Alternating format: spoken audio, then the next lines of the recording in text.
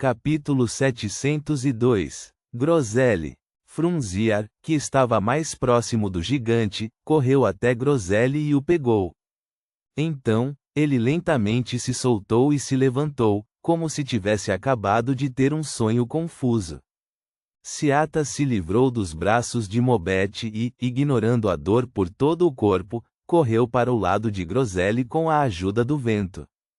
Ela se abaixou e observou cuidadosamente por um momento. Então, cutucou o gigante e gritou histericamente: "Acorde! Acorde! É hora de partirmos!" Sua voz suavizou-se em silêncio. Mobete ficou ao lado, vendo o gigante incapaz de manter seu corpo enquanto oscilava. Finalmente, caiu no chão com um baque surdo. Ele ficou em silêncio por alguns segundos antes de expirar. Naquele momento, Anderson e Edvina já haviam corrido até o Snowman. Um usou uma chama, enquanto o outro imitou a luz sagrada para descongelá-lo rapidamente. Como Klein estava por perto, ele chegou diretamente ao lado de Groselli. Sua visão dos fios do corpo espiritual lhe disse que o gigante estava morto. Apenas seu espírito permaneceu, mas estava começando a se dispersar. Isso tornou seus poderes de transferência de danos completamente inúteis. A partir do momento em que Groselli acendeu a luz do amanhecer e enfrentou o dragão de gelo em uma segunda batalha, ele deve ter se preparado para a morte. Klein ficou em silêncio. Mobete olhou para ele e disse com um sorriso triste: "Para ser franco, não vi muitos gigantes. A maior parte da minha impressão sobre eles veio de livros, professores e pais. Sempre pensei que esta raça era uma criatura cruel e violenta, pouco inteligente e mais próxima dos monstros. Porém, Groselli não era assim. Ele era franco, honesto e otimista. Embora pudesse parecer um tanto bobo, ele sabia melhor do que ninguém o que era certo e errado. Ele me disse que isso acontecia porque ele não era um daqueles gigantes antigos. Ele nem era um gigante de segunda ou terceira geração. Os gigantes cruéis e violentos também tinham a capacidade de se reproduzir e dar à luz. Quanto aos seus descendentes, haveria outros mais racionais aparecendo de tempos em tempos. Esses descendentes se reproduziriam e teriam mais descendentes, permitindo que toda a raça gigante escapasse dos limites de serem monstros. Não sei se devo acreditar nele, mas a existência dele provou a possibilidade. Quando Mobete disse isso, ele fez uma pausa repentina, como se estivesse imerso em suas memórias. Naquele momento, Edvina e Anderson ajudaram Snowman, cujo corpo ainda estava um pouco rígido, a se aproximar. O asceta lutou enquanto caminhava para o lado de Groselli. Olhando para o único olho bem fechado, Snowman gesticulou o sinal da cruz em seu peito. Ele semicerrou os olhos enquanto sussurrava uma oração. Pai de todas as coisas, a grande fonte de tudo, aqui reside uma alma honesta e pura. Que ele entre no teu reino e receba a redenção eterna. Siatas abriu a boca como se quisesse dizer que a fé de Groselli estava no rei gigante Aurmir, mas ela finalmente optou por ficar em silêncio. Ela observou em silêncio enquanto Snowman completava a oração. Temos que sair o mais rápido possível.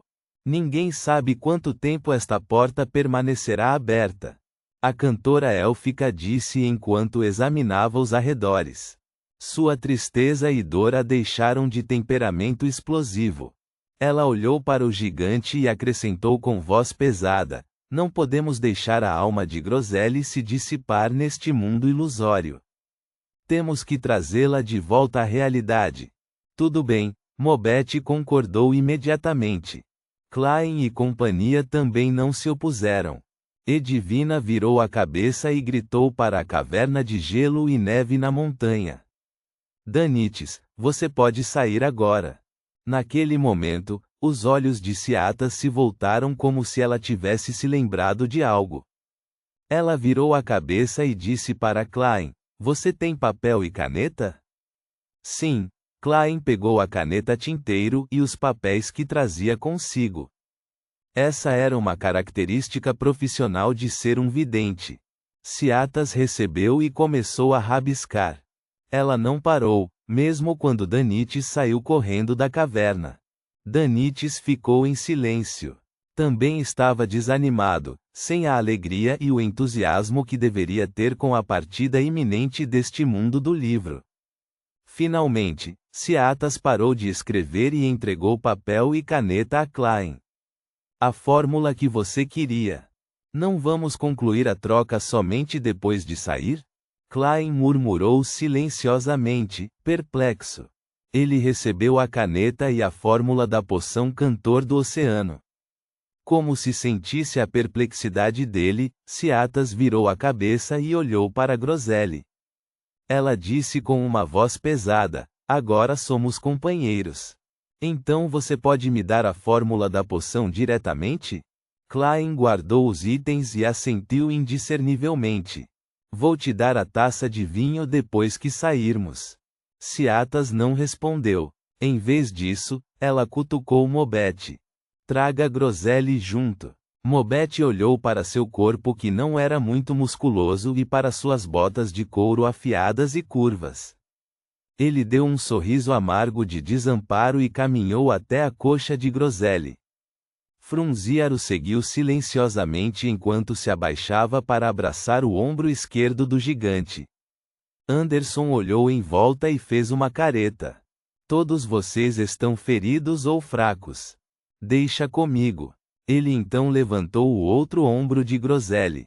Klein estava prestes a ajudar com a outra coxa quando Danites correu para ocupar o lugar. Ao ver isso, ele parou no meio do caminho. Então observou Anderson e companhia levantarem Groselli enquanto caminhavam em direção à porta ilusória carregada de neve. Klein, Edivina, Ciatas, que tropeçou ao caminhar, e Snowman seguiu silenciosamente ao lado deles antes de chegarem à saída formada pelo cadáver de Ulisses.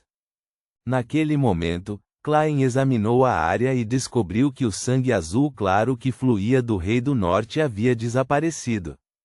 Era como se nunca tivesse existido. Na verdade, é um monstro conjurado que é quase real.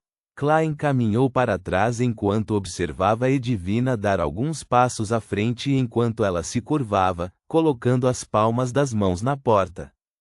Então, a contra-almirante Iceberg exerceu sua força e abriu a porta carregada de neve. Silenciosamente, todos viram tudo desaparecer depois de se tornar ilusório e depois transparente. Fileiras de estantes amarelo-acastanhadas apareceram rapidamente diante de seus olhos, junto com o sol amarelo-alaranjado que acabara de se pôr no horizonte e uma escrivaninha com caneta tinteiro e papel. Esta era a cabine da contra-almirante Iceberg Edivina. Klein rapidamente viu o meio da mesa. Sobre ela havia um livro pele de cabra marrom amarelada. O livro chegou ao fim como resultado de um vento sem forma. Klein e companhia viram então o epílogo. Com a ajuda do aventureiro louco e do aventureiro mais forte, Groselli cumpriu sua promessa. Ele liderou seus companheiros e matou o Rei do Norte, mas também acabou dormindo para sempre na Nação do Gelo. Nem deu o nosso final. Ciatas, para onde você planeja ir a seguir? Mobete soltou a coxa de Groselli enquanto virava a cabeça para perguntar à cantora élfica. Os olhos de Ciatas pareceram vidrados por alguns segundos antes de ela dizer com firmeza: procurar minha raça. Assim que disse isso, de repente ela viu o cabelo louro de Mobete rapidamente ficar branco. Seu rosto originalmente liso tinha rugas óbvias. Em apenas um segundo, Mobete estava morrendo de velhice. O coração de Ciatas apertou. Quando estava prestes a avançar, ficou surpresa ao perceber que havia perdido a força nas pernas em algum momento. Com um baque surdo, ela caiu no chão e percebeu que as costas de suas mãos estavam cobertas de manchas de velhice. Ela imediatamente entendeu o que estava acontecendo enquanto as lágrimas escorriam imediatamente pelo seu rosto. Ela lutou enquanto tentava rastejar em direção a Mobete.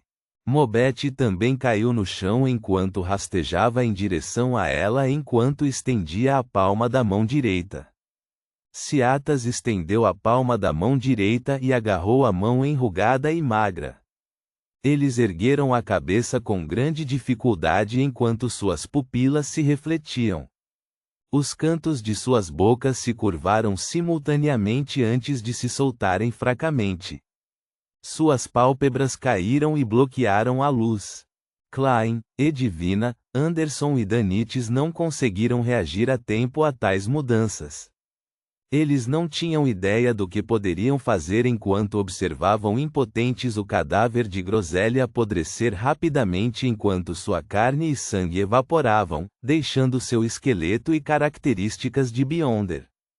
Quanto a Mobete, Ciatas, Snowman e Frunziar, eles envelheceram em segundos antes de dar o último suspiro e repetir o que quer que tenha acontecido com o cadáver de Grosselie. Suas roupas desapareceram ou viraram pó. Suas almas se dispersaram em velocidades extraordinárias antes de partirem.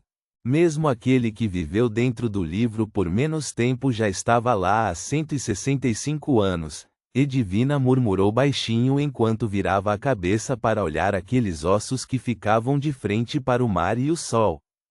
Não era outro senão o paladino da disciplina Frunziar. Ele estava sentado em uma cadeira voltada para o oeste, onde estava Backlund. Snowman estava sentado de pernas cruzadas de lado. Seu cadáver manteve a postura de oração. Isso mesmo. Eles viverão no mundo dos livros durante séculos ou milênios. Com as regras do mundo exterior, como não semideuses, eles deveriam ter morrido há muito tempo. Eu deveria ter percebido isso.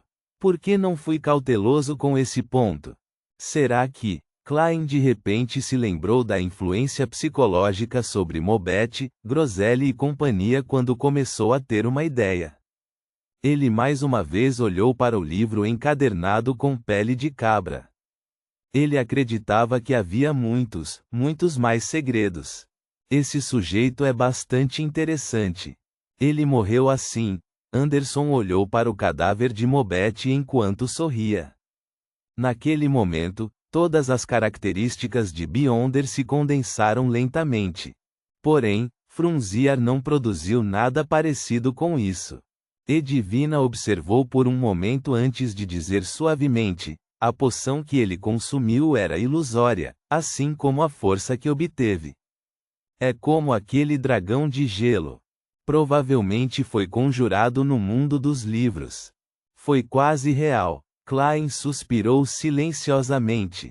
Ele ficou momentaneamente sem palavras, então tudo o que pôde fazer foi manter o silêncio de German Sparrow. Nos 10 minutos seguintes, ninguém falou na cabine do Capitão do Sonho Dourado até que as 4 características de Beyonder tomassem forma. Uma delas era do tamanho de um punho semelhante a um coração, estava coberta de buracos enquanto brilhava com a luz do amanhecer.